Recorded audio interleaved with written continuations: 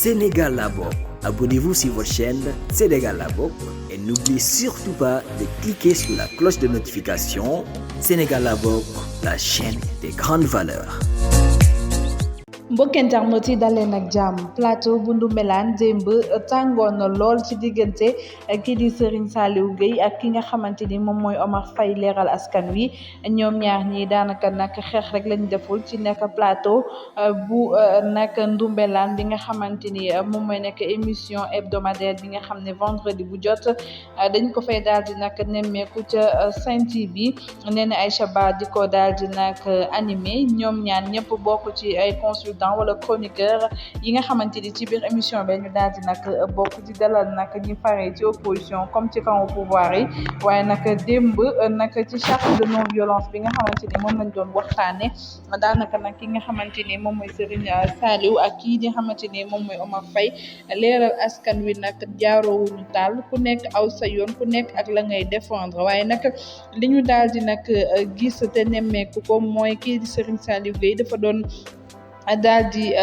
nag témoigner ak nag di accuser kii di Omar Faye leeral askan wi ne dafa daal di transhumé ba noppi di ko nëbb ndax dañu gis nag depuis quelque temps moom Omar Faye leeral askan wi dafa changé carrément de discours leneen lay daal di nag prôné ak itam di jéem a mel ni ku nag di défendre pouvoir bi mais nag sans le nommer ak itam sans di ko daal di nag wane moom mi di camoufler bu ñu sukkandikoo nag si ni nga xam ne noonu la Serigne Saliou Gueye daal di nag waxee ndax nee na kii di Omar Faye leeral askan wi nit ki position boo mën a nekkee da nga ko war a assumer ba mu jeex tàkk comme nag tu peux pas ñu gisoon la ci ay jamono nag ngay daal di nag ŋàññ pouvoir bi ni ñuy daal di nag doxalee fu ñu gis nag Omar Faye loolee lay daal di wax Omar Faye musul toog ne Macky Sall def na lu baax ak fii wala def na lu baax fële Omar Faye képp ku ko daal di nag xam ci nag àddina ak Sénégal ci média yi ku ko xam ak siiwam ni mu siiwee lépp daanaka loolee position mi muy daal di taxawee nag di défendre askan wi ak seen i jafe-jafe moo tax mu siiw am benn notoriété bi ak itam code de popularité benn bi kon bu ñu toogee ba tey ñu gis Omar Faye bëggul a ñëw changer position radicalement mu koy daal di nag defee ak naxasaale ak itam di jéem a masla loolee nag bu ñu sukkandikoo si ki nga xamante ni moom mooy nag Serigne Saliou Gueye ne lu ñu mel si boppam moom Omar Faye daanaka il n'est pas honnête ndax nit ki loo nekk da nga ciy sumb nekk si daal ci nag gëm ko mooy waral nag nga daal di nag am conscience tranquille mu mel ni nag moom Omar Faye leeral askan wi même bu fekkul ne kii di Serigne Saliou Gueye li mu xam le nii sax daanaka fan yii yëpp nit ñi dañ ko daal di nag seetlu mooy ne rek dafa mel ni moom mi pouvoir bi dañoo daal di nag nekk ci ay noppam wala boog mu nekk ci ay tànk ngir daal di nag changer position changer camp dem daal di nag dem ca camp présidentiel bile ndax nag ni mu leen di défendre fan yi ak itamit di daal di nag défendre seeni position rawatina nag dem bay daal di affirmer wala boog muy toogee ci dig-digal gi du bëgg ne nag pouvoir moo tooñ du bëgg ne opposition moo tooñ nekk ci dig-digal gi maanaam ay réponse yu radical sax daanaka du ko def moo tax Serigne Saliou lu ni mel la ko daal di notifié ne ko Omar Faye nit ki nag du def yëfu naa fekk boo àndeek pouvoir bi da ngay wax boo fekkente ne da ngaa Fall waxu président Sëñ Mansour Sy Djamil waxu président Boubacar Camara et cetera et j'en passe waxu présidente Aïda Mbodj dama bëgg ñu ñëw aux côtés des Pikinoises et des Pikinois accompagner ñu dans cette bataille là parce que c'est facile à gagner mais nag dañu soxla quand même une amplification de notre doléance, une amplification de notre cri de cœur. Nous sommes seuls dans cette bataille-là et j'invite respectueusement à ce que cette conférence des leaders-là vienne assister Pikine parce que c'est prenable. Vous verrez que les choses vont changer. Alors, Cheikh, ma jox sëñ Saliou ak professeur ñu tëj ñaanal 30 minutes.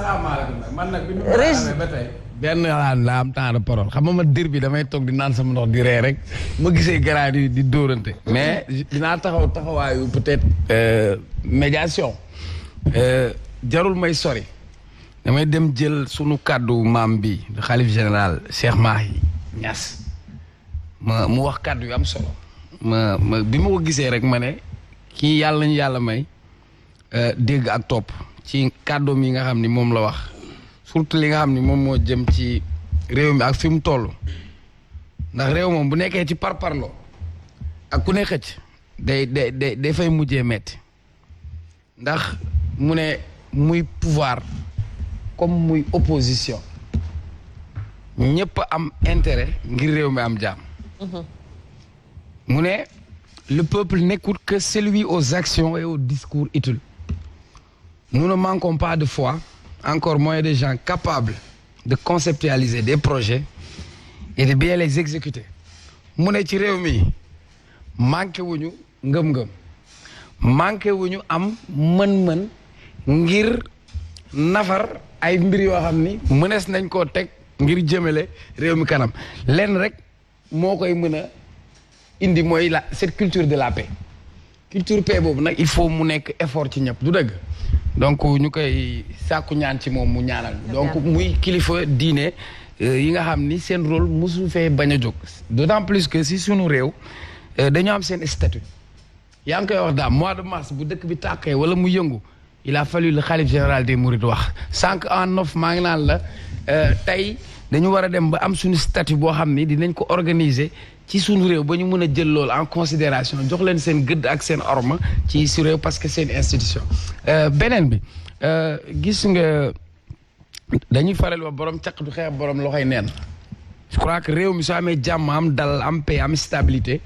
ki nga xam ni moo ci njëkk a jëriñu mooy ki nga xam ni moom mooy sa garant mooy le président de la république parce que bu réew mi amee dal am jàmm moom la ñu dénk réew mi kon moom moo gën a am intérêt pour jàmm am na fu tension di egg mu war a wàccee cette tension politique du dëgg terewul tamit ku jégi politique la rapport de force politique la il faut pas que tamit ñuy naxante ñaari mbër yi war a daje Tapha Tine ak Boy Niang dañu war a face à face duñu mayante dara Boy Niang laa faral na ndax Pikine laa rek te nëbbuma ko ku nekk da ngay ñëw jàkkaarloog sa morom ne ko bu ma la jàppee nangam ku nekk di kañ sa morom parce que nous sommes dans l'adversité ici c'est la politique malheureusement li ma jàpp ma koy wax chaque jour politique affaire u gentleman c'est-à-dire accepter la différence c'est-à-dire être tolérant c'est-à-dire je suis d'accord même que tu sois en désaccord ak man loolu moom mooy cette confrontation démocratique je crois que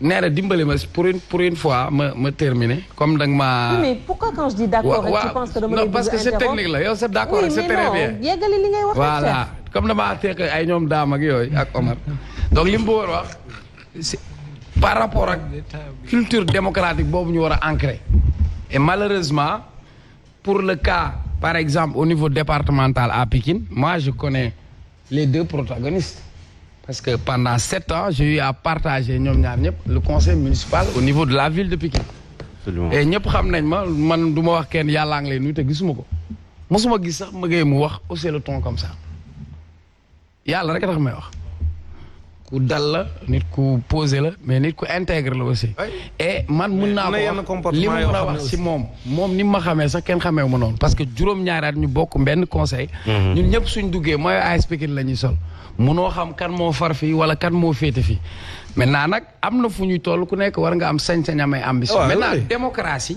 ci li ma gëm man te xam ko du exclusion inclusion la c'est-à-dire waruñu génne kenn wala ñu beddi kenn war nañ fexe ba ñëpp bokk pour ñu permettre à l'électeur même mu am cette liberté de choisir mën a tànn mën a distinguer entre les profils mën a distinguer entre les programmes mais su fekkee ni dem nañ maa ngi koy wax keroog j'ai félicité le sous-préfet de Pikine Dagoudane et je crois que mëgay di nga ko def keneen def ko Oumar Sagna parce que ndaw la mais ci liggéeyam 12 communes yi Pikine Dagoudane le sous-préfet liste yëpp yëpp a jàll parce que tout simplement dafa gëm boppam non dafa def liggéey te leen xool léegi ñu sanctionné waaw léegi man li ma bëgg a wax léegi ñu sanctionné ko du yàgg sax ma ñëw rek dinaa ñëw de waaw dinaa ñëw on n'écoute que toi waaw nag waaw quelqu'un qui a la mauvaise non li ma lu ma gën non yow moom waaye waaw may leen ma yeggali waay may leen caat mu yeggali mais mon frère les Sénégalais bàyyi leen ma ma yeggali daam bàyyi ma yeggali waay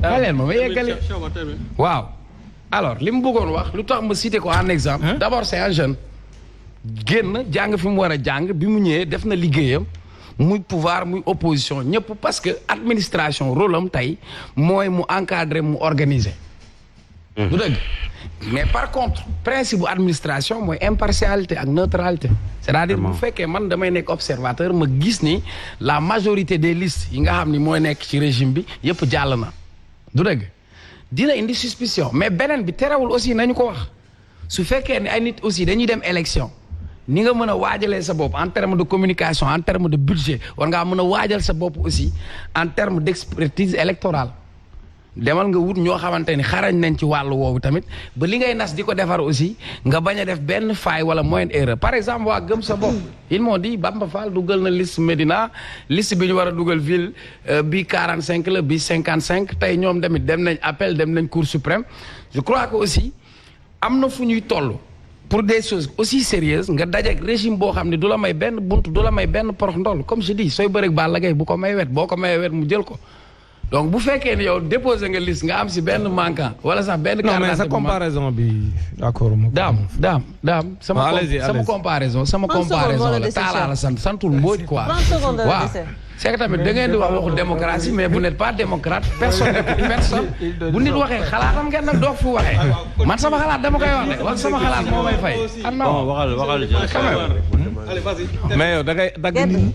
non man da ngeen bëgg maa pousse pour ma bàyyi li ma matt du ma ko bàyyi du ma ko bàyyi day génn nañ toog fi ba 3 heures du matin da ngeen xam ni man la. waa région ñoo la fiy toogal li ma bëgg a wax dama ne administration principe am na impartialité ak neutralité. d'accord mais est-ce que gis nga loolu. mais est-ce que mën nga noppi. non mais est-ce que gis nga loolu. waaw let me tell daam comme prof anglais let me tell what I think. waaw non ma wax ko sukuloor acca mi xaala. waaw moo gën a wóor de. bu ma neexee làkk anglais let me tell. aywa I have my point of view. ok te nga bañ a dugg ci yooyu. waaw ma ne I can't express myself. daam mi nga war a jox. non mais non termine. li ma bëgg na bu yàgg termine on passe à autre chose. on va pas tourner autour du pot comme ça également. non vraiment loolu ils ont monopolisé le débat. J'ai été très silencieux. Ils n'ont qu'à souffrir. Donc quand on te donne la parole, tu dis l'essentiel et on passe à autre chose. Mais on m'interroge. Quand on te donne la parole, tu dis l'essentiel. Quand je commence à m'exprimer et qu'on m'interrompt. Mais on continue. On n'écoute que toi. Ah non. Termine. Je termine en beauté. Alhamdulillah. Jërëjëf. Sëñ Saliou. waaw d'accord merci Néné man li ma bëggoon wax rek moo di. daam évoqué na ko léegi jàmm boo gis dafay lalu si dëgg. ay dëgg de. dama jàpp ne tey Sénégal bu ñu demee ba léegi ñun suñu non violence charte informelle qui n'a aucune valeur juridique ci lañ ko nar a teg kon xool constitution bi dañ ko def nii loi ordinaire yi loi organique yi convention yi traité yëpp nañ xotti ça signifie que réew mi doxatul. parce que tey charte boobu nee naa leen amul xam man lu tax débat ma nekk ci à l'aise parce que 2 semaines on a reçu à l'essentiel un membre du CUDIS keroog foofu laa ko waxee monsieur Imam Dramé ma ne ko seen charte bi amul benn valeur juridique ma ne ko rafetlu nañ démarche bi parce que jàmm ngeen di dox te képp kuy dox jàmm ñun dañ koy rafetlu wante dafa fekk ne réew mi suñu bëggee mu dox nañu respecter constitution nañu respecter code yi nañu respecter loi organique yi loi ordinaire traité yi convention yi loolu bu ñu ko respecté on aurait effectivement mais on aurait besoin d'absolument rien mais c'est-à-dire réew bu demee ba loolu lépp nërmeelu te lu ñuy jël léegi nag su boobaa comme phase transitionnelle ay charte informelle pour mën ko teg nit ñi di ko respecter parce que loolu day wane ne réew mi ci boppam loi doxatu fi alors que nee nañ le président de la République c'est lui le garant le gardien de la constitution la clé de voûte des institutions kooku mënul tey assurer jàmm ci dëkk bi c'est-à-dire tey le président bi mais faluñu ko pour mu ñuy bàyyi dëkk bi man muy tomber dans le chaos il a aujourd'hui tous les moyens légaux pour mën a instaurer jàmm ci dëkk bi mais nag xam nga le problème qui se pose moo di du fekkee ne dañ la yaa yore gendarmerie police aussi. oui c'est-à-dire doo ko jël comme ne sëñ Abdoul Aziz yàlla na yàlla yokk leeram la mu waxoon ba Lamine Gueye génne àddina bu la yàlla jox ndombo tànk nga koy xeexe ay nit c'est-à-dire tu dois assurer la sécurité des citoyens man nag. li ma waxoon dama ci dellusiwaat Ousmane Sonko il a raison de ne pas signer cette charte xamul tax mënoo subir autant de violence bañ la dàqee ci sa liggéey parce que nee nañ obligation de réserve waaw moom su ko neexee critiquer mais ñeneen ñi moom su la neexee ñu tagg ko ñaam yi de du tagg mukk Macky bañ dàq ko mais bu xëyoon wax lu waroog lu jëm ci Macky ñu dàq ko. non da ngay dem sur demoon sur Google. nga tapé Mamadou Ngom Niang. non di dama nga ne gis sumay position dans la. non pourtant dama lay wax rek mais il ne peut pas m'accuser comme ça. non pourtant ñaa accusé wu ma la. tapé sur Google Mamadou Ngom Niang nga xool sumay. mais war nañ ko laaj ban poste électif la am. la mës a am. léegi yow ban poste électif nga mës a am. ñaa je ne sais plus. ban poste électif la mës a am. dañ ko war a signal d'âge.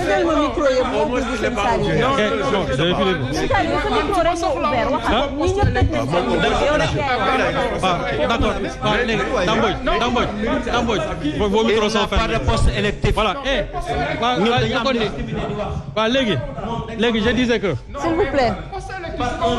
s'il vous plaît. may waaw sëñ Saliou yow rek la ñuy déglu. léegi je disais que.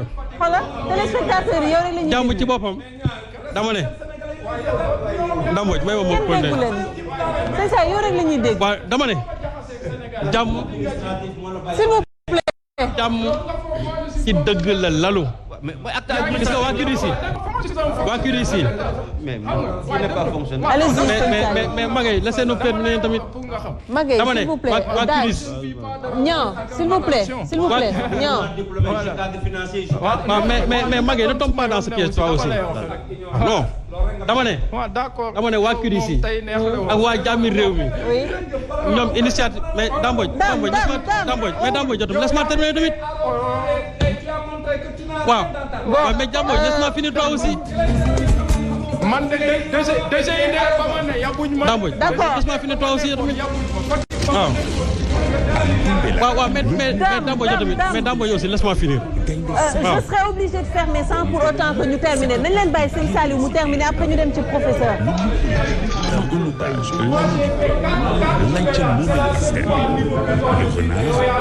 léegi ñaa je disais que. Niang s'il te plaît. tey suñu bëggee am jàmm ci réew mi suñu bëggee jàmm am ci réew mi. mais Dame toi aussi nag Dame waaw mais Dame toi aussi nag yow tamit waaw mais man tam yow Dame mais bu ko topp ci loolu tamit maa ngay nag man c'est moi qui intervient waaw mais bàyyi ma terminer. mais Dame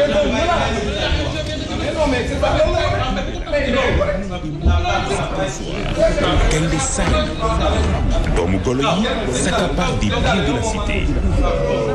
donc je disais que en otage l'agneau du peuple. jàmm lañ soxla ci réew mi mais suñu bëggee jàmm ci réew mi aussi il faut que acteurs yëpp jouent franc jeu waa QDC ak waa jàmmi réew mi ñoom tànk ñuy dox loolu la ñuy xaar ci société civile ak yenn kii wante dafa fekk ne il faut aussi ñu nangoo wax dëgg acteurs politiques yi nga xam ñoo ko seq ñoom ba ñuy commencé cette initiative bi président Macky Sall taxaw Paris wax li muy wax xam lu ma leen fa ma doon xamee seen courage yéen dëggantaan mooy ba Macky waxee wax jooju nga xam ne dafay naxasal li ngeen di def ngeen taxaw ngeen ne président bi lii nga wax tey dafay waroog li nga xamante ne ñun actuellement moom la ñuy liggéey mais ils l'ont pas fait xam nga nag lu gën a bon mooy jugement de Salomon moo baaxul. D'accord. Jugement de Salomon xam mooy. tu renvoies dos à dos les principaux acteurs. tey nga raay kii boo dooree kii door kii comme Omar Faye a l'habitude de le faire loolu c'est pas bien.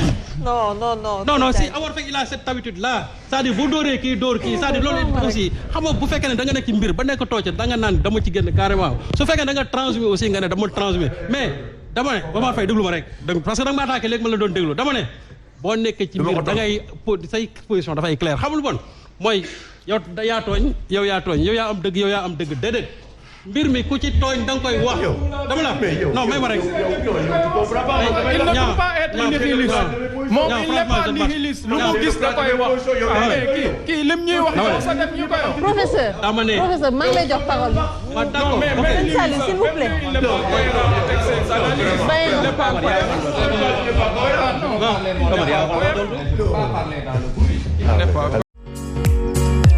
Sénégal la bokk. Abonnez-vous sur votre chaîne Sénégal la bokk et n'oubliez surtout pas de cliquer sur la cloche de notification. Sénégal la bokk, la chaîne des grandes valeurs.